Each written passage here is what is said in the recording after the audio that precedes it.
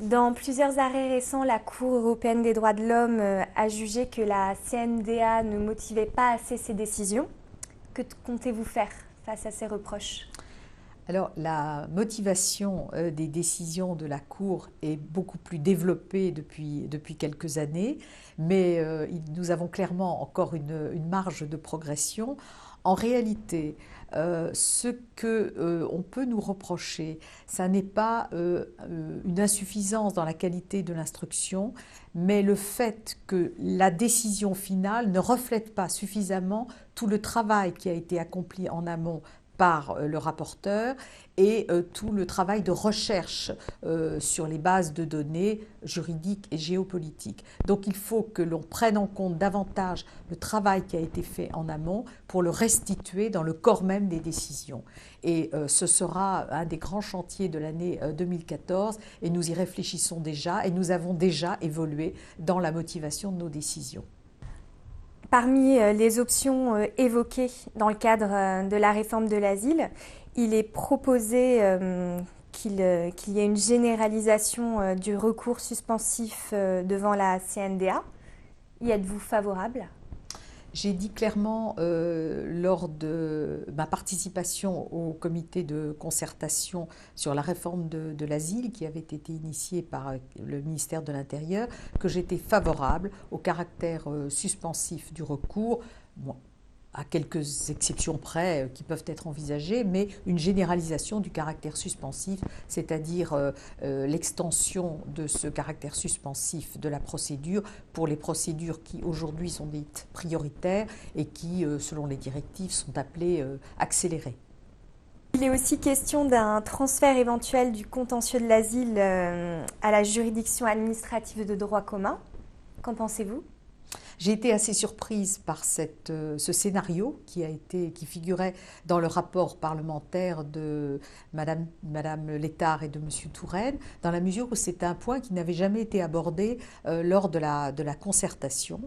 J'ai donc été surprise de découvrir ce scénario et pour tout dire, je n'en connais pas vraiment les motifs.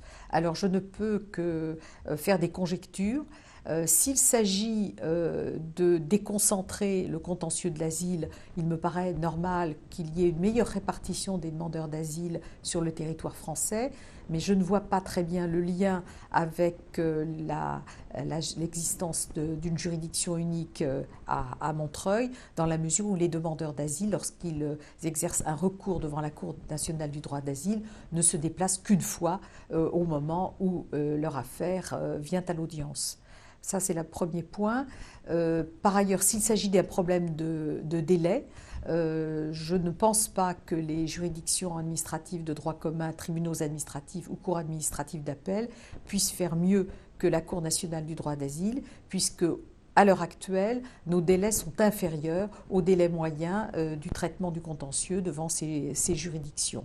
J'ajoute que sur le plan de l'organisation de l'interprétariat, cela posera des problèmes importants, risque de poser des problèmes importants aux juridictions administratives de droit commun, sans parler de la cohérence de la jurisprudence qui est parfois un peu difficile à atteindre dans le cadre d'une juridiction unique et qui serait plus problématique encore si ce contentieux devait être réparti entre les différents tribunaux ou les différentes cours. Et il est également question de permettre à la CNDA de statuer à juge unique. Donc, est-ce une bonne idée ? Alors, l'idée de statuer, d'avoir recours à un juge unique qui statuerait en audience publique, bien évidemment, c'est une idée qui ne serait que la conséquence précisément d'une généralisation du caractère suspensif de la procédure. Il est clair que s'il y avait une généralisation du caractère suspensif de la procédure, cela a pour conséquence le maintien sur le territoire français de ces demandeurs d'asile qui avaient été traités, qui avaient fait l'objet d'un traitement administratif accéléré devant l'OFPRA. Et si cette procédure accélérée venait devant la Cour nationale du droit d'asile, qu'il faudrait adapter nos procédures pour juger plus vite. J'ai du mal à imaginer qu'on ne demande pas à la Cour de juger plus vite, alors même que l'OFPRA s'est prononcé dans des délais très rapides. Dans le rapport de deux parlementaires que vous évoquiez tout à l'heure, il est reproché aux avocats intervenant devant la CNDA de refuser presque systématiquement la pratique professionnelle de la substitution et de demander des renvois pour des motifs variés et souvent non justifiés. Le confirmez-vous? Ce qu'il faut constater, c'est que nous avons globalement, alors même que la Cour a réduit sensiblement les causes de renvoi qui lui étaient imputables, connaît un taux de renvoi de plus de 24%, qui est un taux anormalement élevé dans l'ensemble des juridictions administratives. Donc vous n'estimez pas qu'il y a des abus de la part des avocats? Alors, je ne vais pas parler d'abus, mais il y a probablement une utilisation de la demande de renvoi qui me paraît un peu excessive. Il est notamment proposé qu'une permanence d'avocats devant la CNDA soit créée. Est-ce une bonne idée? Alors d'abord, il s'agit d'une proposition qui émane du rapport parlementaire, donc qui engage les parlementaires qui ont fait cette proposition. Je pense qu'ils se sont inspirés de ce qui existe pour les obligations de quitter le territoire français, où de telles permanences existent.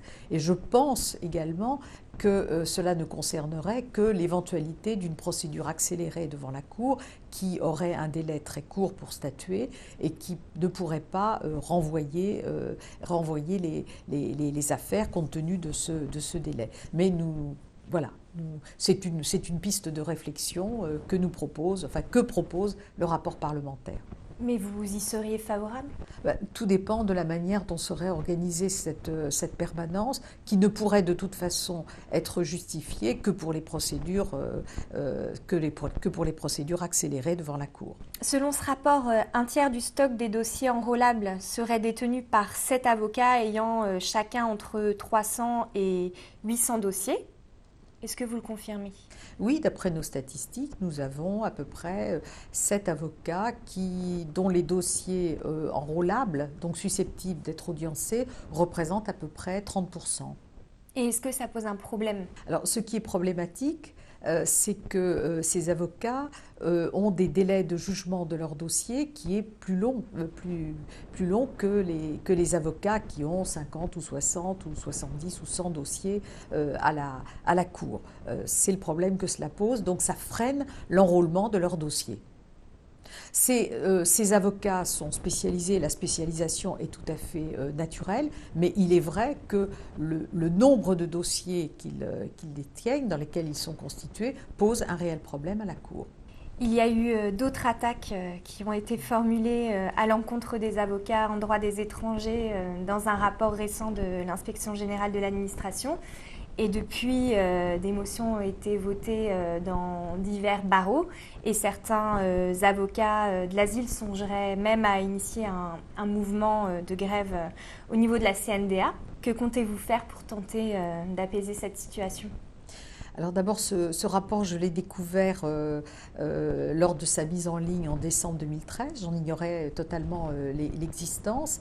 Et ça n'est pas anormal puisque ce rapport ne concernait pas la Cour nationale du droit d'asile et l'asile en général. Si un mouvement était initié à la suite de ce rapport, il viendrait d'avocats qui sont d'abord des avocats qui traitent le contentieux des étrangers dans les juridictions administratives et qui sont probablement les mêmes que ceux qui viennent devant la Cour. Donc ce serait, je dirais, par ricochet que la Cour pourrait en être affectée. Mais je ne peux pas, moi, avoir une démarche qui concerne un rapport dont je ne suis pas partie prenante. Mais partagez-vous les idées qui sont développées dans ce rapport ?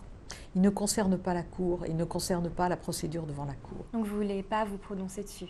Je n'ai pas à me prononcer sur ce rapport auquel je n'ai pas participé. La nouvelle directive procédure que la France va devoir transposer prévoit la possibilité pour le demandeur d'asile de consulter un conseil juridique à toutes les étapes de la procédure. Est-ce que cela veut dire qu'un avocat devra pouvoir être présent lors de l'entretien individuel à l'OFPRA ?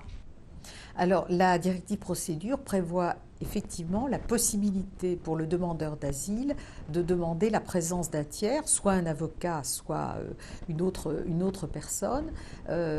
Donc la France devra se conformer dans sa loi de transposition. Ce qui n'est pas encore décidé, c'est la portée exacte de la présence de ce tiers, c'est-à-dire sa possibilité ou non d'intervenir pendant le cours de l'entretien. Mais je considère que c'est un progrès que cette présence d'un tiers auprès du demandeur d'asile pendant l'entretien qui se déroule devant l'OFPRA. Et cela va-t-il changer quelque chose au niveau de la CNDA ? Si un avocat a été présent au moment de l'entretien, d'une manière ou d'une autre, il fera valoir ce qu'il a entendu, ce qu'il a compris et la manière dont il a ressenti cet entretien devant la Cour, vraisemblablement dans le cours de ses observations orales.